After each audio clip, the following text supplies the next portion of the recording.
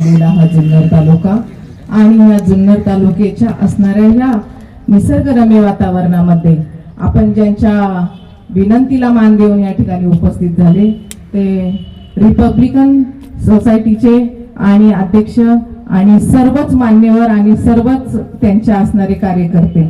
आपण 135व्या ज्या भारतरत्न डॉक्टर बाबासाहेब आंबेडकर यांच्या जयंतीनिमित्त या ठिकाणी उपस्थित झाले.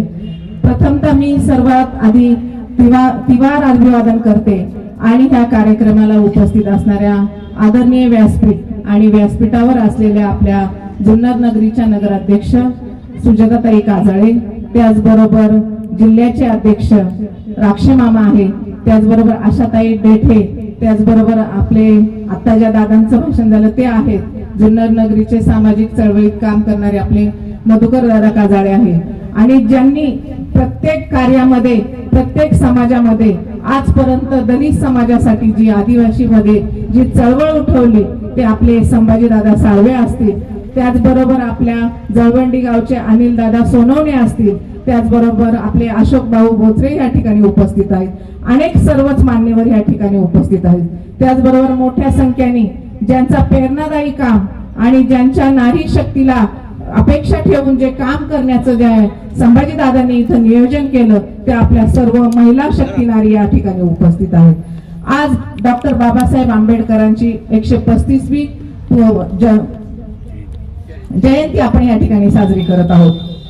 आपल्या संभाजी दादांनी आपल्याला सांगितलं की जेव्हा पंचायत समितीमध्ये नव्याने मी जेव्हा पदार्पण केलं तेव्हा प्रथमच त्यांचे सगळेच पार्टीचे लोक माझ्याकडे आले आणि त्यांनी आपल्या त्या ठिकाणी आपल्या समोर अपेक्षा आणि आकांक्षा ठेवला.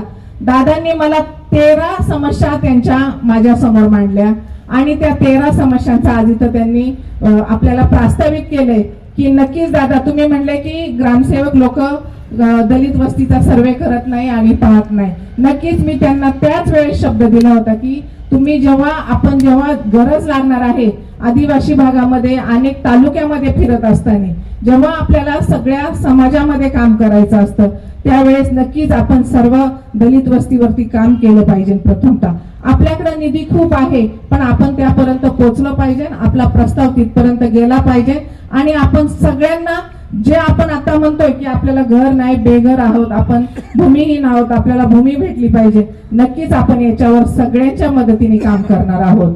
आज बरेच जणांनी सांगितलं की आपल्याला आता आपल्या मधुकर दादांनी सांगितलं की आज जर दोन्ही महिला या संघटनेमध्ये किंवा ह्या भूमीमध्ये काम करण्याचे यशस्वीरित्या जी पदार्पण केलेलं आहे तर नक्कीच तुम्हाला कुठेही कमी पडणार नाही. आम्ही नक्कीच तुम्हाला या शिवजन्मभूमीमध्ये शब्द देतो की तुमच्या असणाऱ्या प्रश्नांवर आम्ही नक्कीच मात करणार आणि तुम्हाला नक्कीच याच्यामधनं यश प्राप्त करून दिल्याशिवाय राहणार नाही.